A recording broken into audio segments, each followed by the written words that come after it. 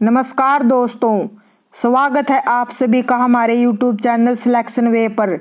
आज हम बात करने वाले हैं हिस्ट्री का इम्पोर्टेंट टॉपिक महात्मा गांधी, जो कंप्लीट एक सब्जेक्ट की तरह ही है। उसके बारे में आज हम बात करने वाले हैं। कौन थे महात्मा गांधी और जिन्होंने भारत को आज़ाद कराने में और स्वतंत्रता हासिल करने में महत्वपूर्ण भूमिका निभाई थी और पूरे राष्ट्र के पिता बनकर उभरे थे और जिन्होंने स्वदेशी पर बल दिया था और स्वराज्य का सपना चुना था। चलिए देखते हैं कौन थे। सबसे पहले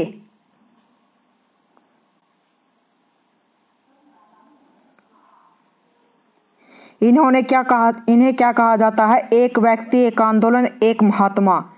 एक व्यक्ति एक आंदोलन एक महात्मा। पूरा नाम क्या था? पूरा नाम था इनका मोहनदास करमचंद गांधी। क्या था इनका पूरा नाम? मोहनदास करमचंद गांधी। और इनका जन्म कब हुआ था? 2 अक्टूबर 1869 को। 2 अक्टूबर 1869 को पोरबंदर एक जगह है। कहाँ पर पड़ती है ये पोरबंदर? पोरबंदर गुजरात में स्थित है। तो 2 अक्टूबर 1869 को पोरबंदर में इनका जन्म हुआ था। और इनकी मृत्यु कब हुई थी? 30 जनवरी 1948 को हुई थी। 30 जनवरी 1948 को इनकी मृत्यु हुई थी। और इनके प्रेरणा और दर्शन क्या थे? प्रेरणा और दर्शन कहाँ से मिली थी इन्हें प्रेरणा और दर्शन? इनके राजनीतिक गुरु कौन थे? राजनीतिक गुरु थे इनके गोपाल कृष्ण गोखले। गोपाल कृष्ण गोखले इनके राजनीतिक गुरु थे। आश्रम का आदर्श, सत्य के नैतिक प्रयोग। सत्य के नैतिक प्रयोग इनका वाक्य था, सत्य के लिए नैतिक प्रयोग। और इन्होंने बुक भी लिखी थी इस पर। राष्ट्रपिता परिभाषा, भारत के स्वतंत्रता संग्राम के सबसे प्रमुख नेता और मार्गदर्शक, जिन्होंने सत्य और अहिंसा के मार्ग पर चलकर राष्ट्र को स्वतंत्रता दिलाई, इसलिए इन्हें राष्ट्रपिता कहा गया। और ये उपाधि किसने दी थी इनको? सुभाष चंद्र बोस ने दी थी ये उपाधि, जिन्होंने सदा सत्य और अहिंसा पर बल दिया था। परिवार एवं शिक्षा, पारिवारिक पृष्ठभूमि के बारे में हम बात करेंगे। महात्मा गांधी की पारिवारिक पृष्ठभूमि। सबसे पहले पिता कौन थे? पिता थे करमचंद गांधी। और ये अपने नाम के पीछे क्या लगाते थे? करमचंद गांधी। तो ये अपने पिता का नाम लगाते थे, मतलब मोहनदास करमचंद गांधी। और इनकी माता का नाम क्या था? इनकी माता का नाम था पुतलीबाई। इनकी माता का नाम इंपोर्टेंट हो जाता है। क्या नाम था? पुतलीबाई था। इन्होंने विवाह किससे किया था? 1883 में, मतलब 1869 में इनका जन्म हुआ था और 1883 में विवाह कर लिया था। मतलब 14 साल की एज में विवाह कर लिया था कस्तूरबा गांधी से। और इनके पुत्र कौन थे? हरिलाल, मणिलाल, रामदास, देवदास। 2 पुत्रों के नाम के पीछे तो दास है और 2 के पीछे क्या है? लाल है। हरिलाल, मणिलाल, रामदास, देवदास, ऐसे याद रखेंगे। हरि के पास क्या है? मणि है। और राम क्या है? देव है। तो हरिलाल, मणिलाल, रामदास, देवदास। और इनके 5वें पुत्र किसको कहा जाता है? 5वें पुत्र कहा जाता है जमनालाल बजाज को। अब इसके देखेंगे वकालत और पढ़ाई। इन्होंने कहाँ से वकालत की डिग्री हासिल की थी और कहाँ पढ़ाई की थी इन्होंने? तो कानून की पढ़ाई हेतु इंग्लैंड गमन किया था 1888 में। मतलब कानून की पढ़ाई के लिए इन्होंने क्या किया था? इंग्लैंड की ओर गए थे ये 1888 में। बैरिस्टर की डिग्री प्राप्त हुई थी। बैरिस्टर की डिग्री प्राप्त कब हुई थी? 1891 में बैरिस्टर की डिग्री प्राप्त हो गई थी। दक्षिण अफ्रीका। दक्षिण अफ्रीका सत्याग्रह की प्रयोगशाला, जहां पर इन्होंने सबसे पहले सत्याग्रह का प्रयोग किया था 1893 एक मुकदमे के सिलसिले में दक्षिण अफ्रीका गए थे। इन्हें बैरिस्टर की डिग्री तो मिल ही गई थी, तो ये फिर मुकदमे तो देखेंगे ही। तो सबसे पहले ये कहाँ पर गए थे? दक्षिण अफ्रीका गए थे एक मुकदमे के सिलसिले में। 1894 में क्या हुआ? इन्हें क्या पता चला कि दक्षिण अफ्रीका में बहुत ज़्यादा रंग भेद के खिलाफ क्या है? बहुत ज़्यादा भेदभाव है यहाँ पर और रंग के खिलाफ। तो इन्होंने क्या किया था? रंग भेद के खिलाफ नटाल कांग्रेस की स्थापना करी थी। 1894 में रंग भेद के खिलाफ नटाल कांग्रेस की स्थापना करी थी। और कौन कौन सी स्थापना करी थी इन्होंने? 1904 में फिनिक्स आश्रम की स्थापना करी थी। ये वहीं पर स्थापना करी थी इन्होंने, फिनिक्स आश्रम की भी और नटाल कांग्रेस की भी। नटाल कांग्रेस किससे रिलेटेड थी? रंग भेद से रिलेटेड थी नटाल कांग्रेस, और फिनिक्स आश्रम की भी स्थापना वहीं पर की थी। 1906 में सत्याग्रह का सबसे पहले प्रयोग वहीं पर किया था। इन्होंने सत्याग्रह का प्रयोग सबसे पहले वहीं पर किया था। 1910 में क्या किया था? टोलस्टॉय फार्म की स्थापना करी थी। फिनिक्स आश्रम तो 1904 में, और टोलस्टॉय फार्म कब की थी? टोलस्टॉय फार्म की स्थापना की थी जोहान्सबर्ग में 1910 में की थी टोलस्टॉय फार्म की स्थापना।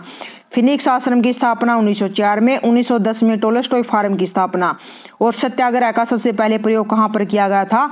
1906 में किया गया था। और 1894 में क्या था? रंगभेद के खिलाफ नटाल कांग्रेस की स्थापना। 1893 में एक मुकदमे के सिलसिले में दक्षिण अफ्रीका गए थे। मतलब ये 5-6 जो डेट है जो आपको बिल्कुल याद रखनी है, जो दक्षिण अफ्रीका से रिलेटेड थी, और जो महात्मा गांधी ने वहां पर इन डेट पर कुछ कहीं पर आश्रम की स्थापना करी थी, और कहीं पर आंदोलन किया था, कहीं पर सत्याग्रह का प्रयोग किया था।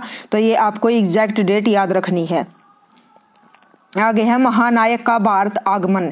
भारत आगमन कब हुआ था? महानायक कहा जाता है इन्हें। 9 जनवरी 1915 को ये भारत लौटे थे, और इन्हीं के आने के उसमें क्या मनाया जाता है? प्रवासी भारतीय दिवस मनाया जाता है 9 जनवरी को। स्थान कहाँ था? अपोलो बंदरगाह पर थे। अपोलो बंदरगाह पर लौटे थे। सम्मान ब्रिटिश सरकार द्वारा केसर ए हिंद की उपाधि प्रदान की गई थी 9 जनवरी 1915 को। 9 जनवरी 1915 को केसर ए हिंद की उपाधि प्रदान की गई थी। 1915 को प्रदान की गई थी केसर ए हिंद की उपाधि। और इन्होंने बाद में क्या किया था? केसर ए हिंद की उपाधि को लौटा दिया था। जलियांवाला बाग हत्याकांड के विरोध में केसर ए हिंद की उपाधि को क्या कर दिया गया था? लौटा दिया था। पहला कदम 1915 में आते ही इन्होंने क्या किया था? साबरमती आश्रम की स्थापना करी थी। साबरमती आश्रम की स्थापना करी थी। सबसे पहले आते ही इन्होंने क्या की थी? साबरमती आश्रम की स्थापना करी थी।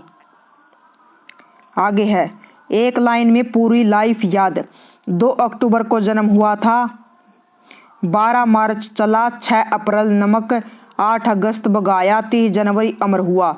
तो मतलब क्या है इस लाइन का अर्थ? इस लाइन का अर्थ है कि 2 अक्टूबर को तो महात्मा गांधी का जन्म हुआ था, 12 मार्च से 6 अप्रैल तक क्या था? नमक सत्याग्रह, जिसे सविनय अवज्ञा आंदोलन कहा जाता है, ये चलाया था। और 8 अगस्त को क्या किया था? भारत छोड़ो आंदोलन, मतलब अंग्रेजों के खिलाफ करो या मरो का नारा दिया था।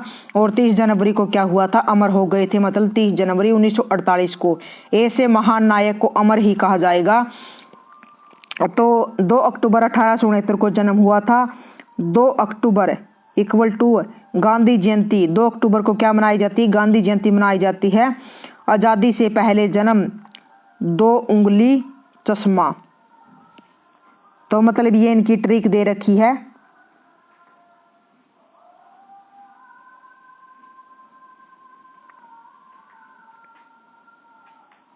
आत्मनिर्भरता के स्तंभ, प्रमुख संगठन। स्वदेशी और आत्मनिर्भरता, स्वदेशी और आत्मनिर्भरता, इन्हीं का नारा था स्वदेशी की। हमें अपने भारत की बनाई हुई चीज़ों का ही प्रयोग करना चाहिए, हमें विदेशों पर निर्भर नहीं रहना चाहिए, हमें स्वदेशी को अपनाना चाहिए। तो इन्हीं का नारा था स्वदेशी और आत्मनिर्भरता। इसके लिए इन्होंने क्या किया था? अखिल भारतीय खादी बोर्ड की स्थापना करी थी। अखिल भारतीय खादी बोर्ड की स्थापना करी थी कि खादी के बने हुए वस्त्र पहनो। इसके लिए खादी बोर्ड की स्थापना करी थी 1923 में।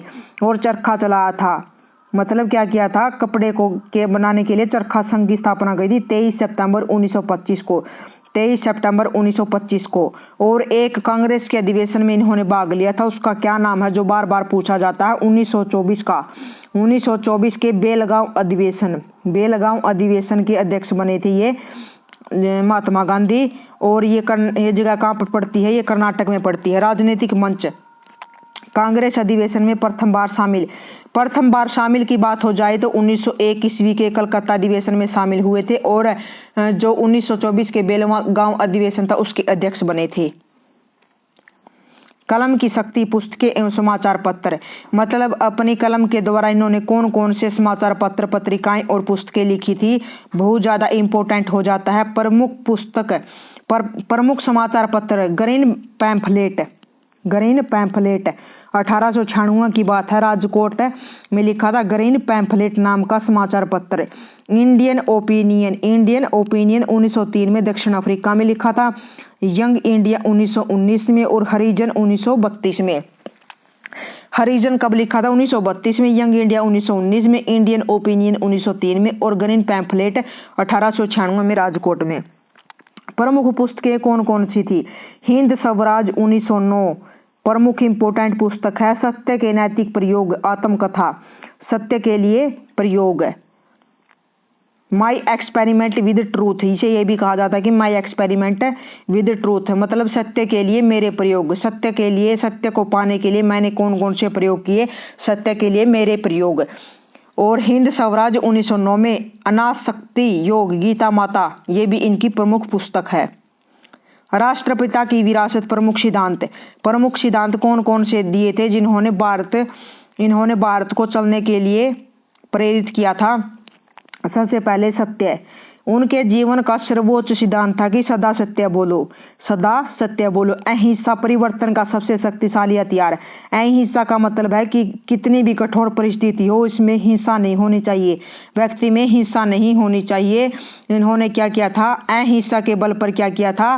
सभी चीज के लिए पाने के लिए परिवर्तन किया था। सर्वोदय, सभी का उदय और कल्याण। सर्वोदय का नारा दिया था कि सभी का उदय और कल्याण। स्वदेशी, आत्मनिर्भरता और स्वाभिमान का प्रतीक। ग्राम स्वराज, सच्चे लोकतंत्र की नींव। ग्राम स्वराज जो हमारे नीति निर्देशक सिद्धांत में देखने को मिलता है, अनुच्छेद 40 में, इन्हीं की देन है। वैश्विक प्रेरणा, दुनिया भर के नागरिक अधिकार आंदोलनों के लिए एक प्रकाश स्तंभ। संपूर्ण जीवन यात्रा एक नजर में। देखते हैं संपूर्ण जीवन यात्रा। इनका जन्म कब हुआ था? 1869 में। देखो ये 1883 में विवाह हुआ था। 1888 में क्या हुआ था? देखो ये जहाज दिखाया गया है कि ये कानून की पढ़ाई के लिए इंग्लैंड गए थे। फिर कागज दिखाया गया है, बैरिस्टर की डिग्री प्राप्त की 1891 में। फिर दिखाया गया है दक्षिण अफ्रीका का नक्शा दिखाया गया है, ये दक्षिण अफ्रीका गए थे 1893 में।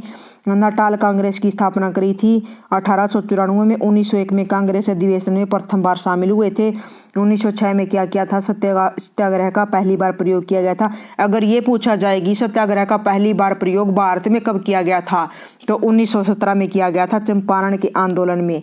चंपारण के आंदोलन में किया गया था सत्याग्रह का पहली बार प्रयोग। 1904 में क्या किया गया था? फिनिक्स आश्रम की स्थापना। 1910 में क्या किया था? टोलस्टॉय फार्म की स्थापना। 1915 में भारत आगमन हुआ था। 1923 में अखिल भारतीय खादी बोर्ड की स्थापना। चरखा संघ की स्थापना 1925 में। और 1948 में क्या हो गई थी? इनकी मृत्यु हो गई थी। तो बहुत ही महान वीर पुरुष थे और महात्मा गांधी, जिन्हें राष्ट्रपिता के रूप में जाना जाता है। तो आज का ये लेक्चर इनके पूरे जीवन के लिए था। अगर आपको वीडियो पसंद आया है तो वीडियो को लाइक करें, शेयर करें, कमेंट करें और चैनल को सब्सक्राइब करना न भूलें। धन्यवाद।